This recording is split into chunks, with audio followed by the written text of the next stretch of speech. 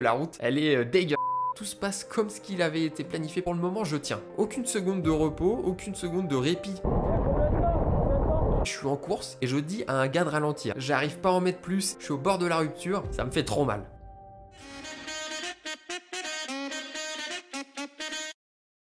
Bonjour à toutes et à tous, très content de vous retrouver, ça y est, la pause hivernale est terminée, les courses reprennent et on est parti directement sur une Open 1 à Hervilliers dans le 77 pour seulement 80 km, ce qui est court pour une Open 1, mais quand même 1000 mètres de dénivelé positif, donc une course usante, avec une belle petite bosse en 2 temps pour finir le circuit, ce qui est plutôt à mon avantage, donc je suis content de reprendre malgré la météo qui va rendre cette course complètement dantesque, c'est parti. 10 tours, soyez prudents, le circuit a été nettoyé au maximum. Le départ est à 9 h, il a plu toute la nuit et il continue de pleuvoir. On est sur des routes de campagne, le départ était même donné en plein milieu d'une ferme. Donc quand l'organisateur vous dit que la route a été nettoyée au maximum, vous pouvez être sûr que la route, elle est dégueulasse. Mais c'est pas grave, première course de la saison, on est parti directement sur des grosses bases, faut déjà aller chercher là du 800 watts et maintenir plusieurs secondes au-dessus de 600 watts. Et évidemment, pour commencer la saison sur de bonnes bases, je suis parti dans les derniers du peloton. Alors on n'était pas beaucoup, on était une cinquantaine, donc là derrière moi il y a quasiment plus personne. Mais bon, c'est pas comme si on était plus d'une centaine ou remonter à l'avant du groupe, ça devrait pas être très compliqué. D'ailleurs retenez bien là ce coureur avec le coupe-vent orange, on va voir avec lui que remonter tout le peloton ça pouvait se faire assez rapidement. Donc l'objectif aujourd'hui, qu'est-ce que c'est? Vous en avez l'habitude, l'objectif, souvent c'est la victoire. Je suis toujours à la recherche de ma première victoire, mais en Open 1, c'est un peu ambitieux d'envisager la victoire pour moi. Et pourtant, l'objectif d'aujourd'hui, c'est bien d'aller chercher la victoire. Mais pas la mienne, celle d'un de mes coéquipiers. Parce que vous voyez là les gars devant moi, ce sont mes coéquipiers. Parce que cette année, j'ai changé de club pour les courses FFC. J'ai rejoint l'ECAD 93, avec qui j'avais fait le Tour de l'Orne l'année dernière.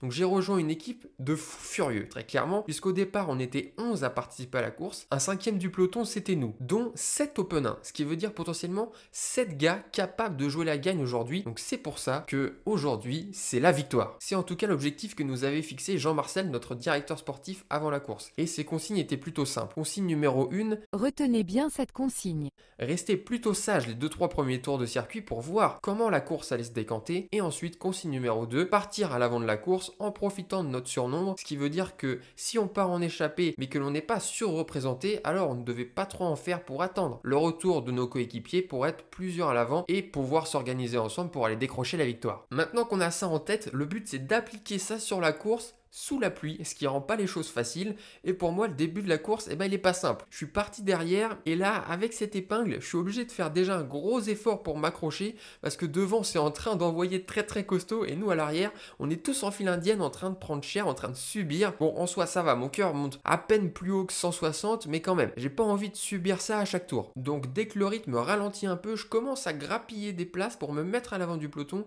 et pour éviter de me prendre des potentielles cassures. En bas de la descente, le peloton n'est plus en file indienne et prend toute la largeur de la route malheureusement, donc c'est un peu plus dur de remonter des positions. Pourtant j'aimerais bien remonter parce que je sais qu'on arrive bientôt dans la bosse du circuit et être à l'arrière du peloton dans une bosse, ça fait toujours très mal. Ça y est, on y est, on est dans la bosse, je suis toujours pas là où je voudrais être, il y a encore beaucoup de monde devant moi, donc dès qu'il y a un petit trou, j'essaye de gagner une place les unes après les autres. Mais c'est très coûteux en énergie, ça demande d'être entre la 450 et 500 watts tout le long de la montée. Clairement je la monterai pas 10 fois comme ça, j'en serais pas capable. Le cœur là qui commence à monter à plus de 70 et même à plus de 175 en haut de la bosse, je commence déjà là à fournir un bel effort. On en a terminé avec la première partie de la bosse qui était la partie la plus raide et vous voyez là la tête de peloton, elle est encore loin de moi, j'ai encore du travail si je veux voir les premières places et dans la petite descente là, c'est pas possible de remonter parce que devant ça met encore un coup de vis et on est tous en ligne. Une nouvelle fois le peloton se retrouve en file indienne, ça cherche à créer des écarts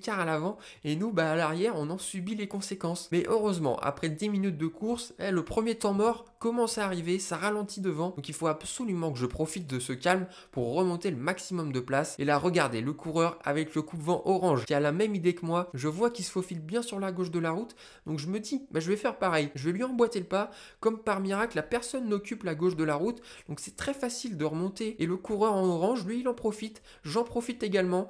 Là, la magnifique goutte sur la caméra qui nous empêche de le voir, mais le courant orange, il vient d'attaquer, je regarde devant, je vois personne de l'ECAD, donc moi aussi je profite de ma vitesse pour attaquer, j'en place une toute petite, mais ça suffit pour sortir. Derrière, c'est rideau complet, personne n'a suivi, on prend très rapidement plusieurs dizaines de mètres d'avance sur le peloton. Parfait, j'ai eu aucune seconde de repos, aucune seconde de répit depuis le début de la course et j'attaque. Et puis surtout j'ai appliqué à la perfection ce que nous a dit notre DS. La consigne numéro 1, c'était de rester plutôt sage les 2-3 premiers tours de circuit. C'est respecté à la perfection. Mais bon, maintenant là je suis là à l'avant, c'est toujours mieux qu'être à l'arrière du peloton et on est 3 et je suis le seul de l'ECAD. Donc j'ai bien en tête par contre la deuxième consigne qui était si on n'est pas en surnombre, il ne faut pas trop en faire et c'est ce que je vais faire. Alors c'est ce que je vais faire, dans un premier temps ça va être par défaut parce que je suis déjà à la limite de tenir la roue. Je suis même obligé de dire au gars de Peltrax, qui est absolument monstrueux, de ralentir. Oui, je suis en course et je dis à un gars de ralentir. C'est vous dire à quel point, là, il m'a fait mal sur ce faux plat. Et surtout, je veux m'accrocher à ce groupe parce que ça va permettre à mes coéquipiers derrière de ne pas avoir à prendre la responsabilité de la poursuite puisque moi, je suis à l'avant. Donc, comme j'aime bien rester à l'avant, après avoir récupéré légèrement dans les rouges, je participe au relais pour maintenir la bonne entente entre nous trois, mais sans non plus en faire trop. Aujourd'hui, on avait un tracteur avec nous dans le groupe. Alors, je vois pas les dossards, donc je sais pas qui c'est, mais c'est le gars de Peltrax qui prenait la grande majorité des relais. Et même dans sa roue, vous voyez, je suis pas loin des 300 watts sur le plat. Il était très costaud. Le gars au orange aussi, il prenait des plus gros relais que moi. Les deux gars avaient faim, clairement. Ils voulaient creuser un écart le plus important possible et le plus rapidement avec le peloton. Et ça fonctionne, on prend rapidement 1 minute d'avance. En même temps, quand vous voyez que là je suis obligé de mettre 450 watts rien que pour rester dans sa roue, c'est qu'on était en train de rouler fort et ça paye. 1 minute d'avance sur le peloton, sur une course pas très longue, que 80 km, je le rappelle, à peine plus de 2 heures. Donc c'est un écart intéressant. Mais pour moi, c'est pas très intéressant puisque là, je sais déjà que si on arrive tous les 3 pour la gagne, je fais 3, c'est sûr. Donc c'est pas bon. C'est pas ce qu'on est venu chercher, donc je continue toujours de passer mes relais, mais pas dans l'optique de creuser l'écart. Je me donne pas à fond, j'attends que derrière ça bouge. Et ça bouge, la voiture ouvreuse vient nous annoncer qu'un groupe de contre vient de se créer derrière. Et je demande plus d'infos, puisqu'évidemment, ça c'est une situation qui m'intéresse. Il y a un groupe de 10 qui vient de sortir avec 45 secondes de retard sur nous. Donc je me doute qu'il y aura forcément des gars de chez nous dans ce contre. Donc à partir de ce moment-là, je vais quasiment plus prendre de relais. D'ailleurs, le gars en orange, plus trop non plus. C'est surtout le gars de Peltrax qui lui va continuer. Il va prendre quasiment l'intégralité des relais. Et après presque 1 heure de course à 3, on se fait rattraper par ce groupe de 10 coureurs et directement attaquer. Là, on les voit au loin, ils viennent de nous mettre une grosse attaque. C'est Edwin Mercier du Vendée U qui a placé l'attaque et moi je suis rassuré parce que dans le groupe, je vois 5 coureurs de l'ECAD. Ce qui fait que sur les 13 en tête, on est 6 de l'ECAD. Très bonne nouvelle, tout se passe comme ce qu'il avait été planifié par Jean-Marcel avant le départ. C'est parfait. Par contre, de mon côté, même si on n'a qu'une heure de course dans les jambes, les jambes là, je peux vous le dire, elles sont déjà très lourdes. 1 heure à 3 et pourtant j'ai pas été le plus actif dans ce trio, mais je suis déjà bien KO. Et très rapidement, je comprends pourquoi ils ont mis si longtemps à nous rattraper, c'est parce que ce groupe ne s'entend pas du tout. Ils avancent au gré des attaques de chacun et notamment d'Edwin qui est parfaitement surveillé par Guy. Donc là, moi, mon but, ça va être d'encaisser au mieux toutes ces attaques. Ces attaques, elles vont être très nombreuses jusqu'à ce que la différence soit faite finalement. Ils vont batailler jusqu'à faire des écarts définitifs. Là, autant vous dire que je sers plus à rien. Je m'accroche comme je peux aux roues, je survis, c'est tout. Il n'est plus question pour moi d'attaquer ou je ne sais quoi. Là, le simple fait de suivre est déjà un exploit pour moi. Là, dans la bosse, je dois me faire vraiment violence pour rester au contact et on n'est qu'à la mi-course. Et la partie la plus dure du circuit est pas encore passée pour moi parce que là, les pourcentages les plus raides, c'est pas ce qui me fait le plus mal. Le plus dur pour moi, c'est ce qui vient après, c'est le faux plat. C'est quand il faut rouler à 35 à l'heure sur du 3%. Alors, vous ne fiez pas à la pente affichée, là, elle fonctionne pas. Là, on est bien sur du 3%, à 34 km/h. Ça me fait trop mal. J'arrive pas à en mettre plus et eux devant, ils insistent. Je suis toujours à 34 km/h, mais eux, ils accélèrent. Je suis pas capable de garder les roues. Je regarde le compteur, à peine 40 km de fait. Je vais pas lâcher maintenant quand même. Je me dresse sur les pédales, là, dans l'élan du désespoir pour essayer de raccrocher la roue. Je sors très péniblement les 400 watts, mais je perds de la vitesse. Mais heureusement, devant aussi, je me retrouve au contact de la roue, je baisse un peu les watts en me disant c'est bon, je suis vivant, une demi-seconde de relâchement et ça repart. Je remets des watts, mais pas suffisamment, ça va trop vite. Devant, je suis pas capable de tenir leur rythme et en même temps, là, je peux pas lâcher à mi-course, c'est pas possible. Donc je lance un sprint avec les forces du désespoir, là, je monte à 500 watts et je m'écroule, je retombe sous les 300 watts, je me dis c'est terminé. Je suis à 5 mètres et je peux rien faire, je suis à bloc. Mais alors que j'imagine déjà la fin, je suis pas en train d'accélérer d'accélérer, je me rapproche. Devant, ça ralentit. Donc je me remets en danseuse pour revenir au contact tout de suite. Je sais qu'on est quasiment en haut, faut que je me batte là jusque là-haut. Une fois sur le plat, ça devrait être mieux. Mais il reste à passer le petit taquet juste après la ligne d'arrivée. Je sais qu'il va arriver. Je suis prêt. Je me dis qu'il faut que je prenne un maximum de vitesse sur le plat pour me lancer à bloc dans le petit taquet. Et je sais que je vais devoir tout mettre si je veux rester dans ce groupe. Donc là, je me lance, je me mets à bloc. Je vois qu'on a déjà un trou avec la tête du groupe. Tant pis, je continue. Heureusement, là, je suis dans la roue de Valentin, ça me motive à m'accrocher. On rentre sur un gars du PCO, un gars de Peltrax, mais pas sur le groupe en entier. Devant, ils sont vraiment là en train de se faire la guerre. Moi, je reste là, bien au chaud, à essayer de récupérer comme je peux, parce que la course, elle est encore loin d'être terminée. Sous l'impulsion du PCO, on rentre sur 3 coureurs, mais il en reste 3 encore devant. J'arrive pas bien à les distinguer, mais je vois nos couleurs. Donc, il n'est pas question de prendre des relais dans ce groupe, même si de toute façon, là, je pense qu'il y a une chose, c'est essayer de récupérer. Et devant, ça s'entend toujours pas. Et donc, avec l'épingle du circuit, on recolle. Et on est de nouveau au complet à l'avant du groupe. Et ça, je sais que ça plaît pas à plusieurs coureurs. Donc, je m'attends à ce qu'il y ait encore de nouvelles attaques. Je reste tranquillement à l'arrière du groupe. Et là, je vois le gars de Peltrax qui a envie de remonter et d'attaquer. Parce que là, ça roule plus. Donc, pour éviter que ce soit un autre gars de l'ECAD qui fasse l'effort, moi, je suis dans sa roue. C'est plus facile pour moi. Donc, j'accélère un peu pour aller me caler dans sa roue et protéger mes coéquipiers qui sont partis à l'avant à ce moment. Je cherche pas à faire les différences. Le but, c'est juste d'accompagner l'attaque pour m'assurer que le gars de Peltrax ne soit pas relayé dans son effort. Regroupement général en bas de la descente.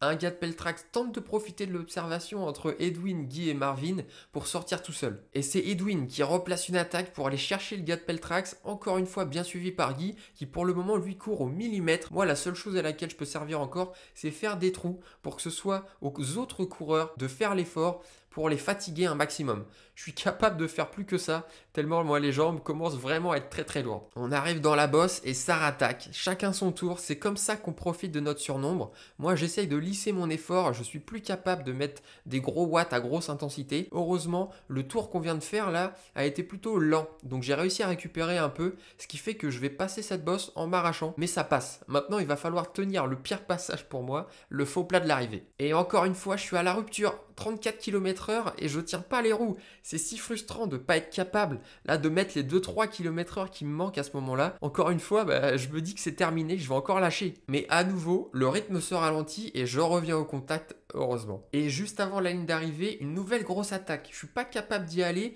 mais cette fois je suis pas tout seul. On est 4 à prendre un trou, dont 2 de l'ECAD, ce qui est plutôt bien, puisque ça veut dire qu'ils sont toujours 4 à l'avant, c'est parfait. Et rapidement, le trou devient très conséquent. Là, je me dis, ça y est, c'est terminé. On les reverra plus et il reste encore 30 km à parcourir et un potentiel top 10 à aller jouer. Donc, je participe au relais en me disant, voilà, on est le groupe des mecs cramés et on n'a plus grand chose à jouer. Autant se relayer pour finir la course le plus rapidement possible et rentrer au chaud. Sauf que devant, évidemment, le groupe ne s'entend pas très bien et donc on commence à rentrer sur eux. Donc moi, j'arrête de rouler dans le groupe. Je vais pas aider des concurrents à rattraper mes coéquipiers, ce qui me permet de récupérer un peu dans toute la phase descendante du circuit. Et sous l'impulsion des 2 gars de Peltrax et du coureur du PCO, on n'est plus très loin, on est en train de rentrer, on vient de terminer la première partie de la montée et on n'est plus qu'à quelques secondes du groupe de tête. Moi je m'accroche, alors je travaille plus là en tête depuis quelques kilomètres, ce qui m'a permis de me reposer et là de rester au contact. Pour le moment je tiens. Et dans le faux plat avant l'arrivée, la jonction s'opère, on se retrouve un groupe d'une dizaine en tête de course. Ce que je savais pas à ce moment, c'est que Guy était déjà parti seul à l'avant. Moi je remonte à l'avant du groupe pour, en cas de nouvelle attaque, pouvoir amortir au mieux l'accélération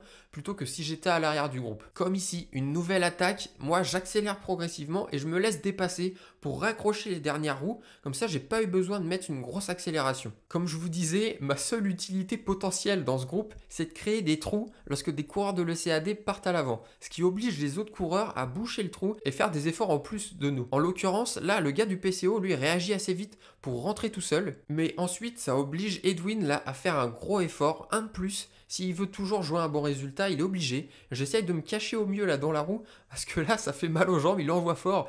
Et je vous avoue que je suis pas peu fier là du trou que j'ai provoqué, parce que là Edwin il est obligé de s'employer violemment pour rentrer. Et après quasiment 1 minute 30 d'effort en solitaire, on fait la jonction encore une fois. J'ai vraiment eu 2 physionomies de course très différentes entre la première et la deuxième partie de course. D'abord on a roulé au train à 3 sans s'attaquer, puis la deuxième partie de course, une succession d'attaques incessantes où ça n'a jamais roulé de manière linéaire, mais avec que des phases d'accélération puis d'observation. Et ça, plus la course avance, plus ça me fait mal. Je suis au bord de la rupture et il reste encore plusieurs tours. À la sortie de l'épingle, il y a encore besoin de sortir une grosse relance, besoin de mettre encore beaucoup de watts, mais là je sens que je suis de plus en plus en sursis dans ce groupe. Les jambes répondent de moins en moins bien. Je m'emploie pour mettre des watts, mais les jambes, elles répondent plus. En gros, je suis cuit tout simplement. Il n'y a plus rien dans le moteur et il reste encore 20 km. La bonne nouvelle, c'est qu'à l'avant, il se régale. Serkan là vient de sortir tout seul. Donc pour le moment, Guy est seul en tête et Serkan est seul en deuxième position. Ça sent très très bon pour la victoire tout ça. Derrière, voilà, ça joue un peu battu. Le bon coup est parti, c'est certain. Et maintenant, ça va jouer les places d'honneur. Dans la bosse, Thomas tente de partir à son tour avec Marvin dans la roue. Moi, je suis là à 400 watts, incapable de changer de rythme. Je les regarde s'envoler, je continue mon effort en me disant si jamais ça se regarde, je vais rentrer comme je le fais depuis 4 tours déjà. Mais cette fois-ci, ça ne ralentit pas devant, le trou devient abyssal et irrémédiable, puisqu'avec Nicolas du Team Peltrax, on va terminer les 2 derniers tours ensemble à notre rythme pour aller chercher la 8e et la 9e place. Alors il va faire la majorité du boulot, donc moi j'étais complètement cuit, donc je vais pas chercher à lui faire le sprint sur la ligne d'arrivée. Mais l'essentiel est ailleurs, puisque Serkan a rejoint Guy à l'avant de la course et ils ont fait les 2 derniers tours ensemble pour aller chercher la victoire et le doubler en passant la ligne d'arrivée main dans la main, magnifique. Derrière, Marvin va chercher la 5e place, Thomas la 6e et Valentin la 7e. Moi, je termine 9e de la course et 6e de l'ECAD. On a été omniprésents tout au long de la course, une course parfaite. On remporte donc aussi le prix d'équipe. De mon côté, plutôt satisfait du résultat, mais pas vraiment de la manière parce que j'ai beaucoup souffert sur la course. Quand même, je me suis accroché, mais j'étais loin du niveau des coureurs avec qui j'ai fait la course. Donc, il y a encore du travail. Mais bon, c'est de bonne augure pour la suite de la saison. J'espère que la vidéo vous a plu. Je vous dis à la semaine prochaine pour une nouvelle course. Ciao!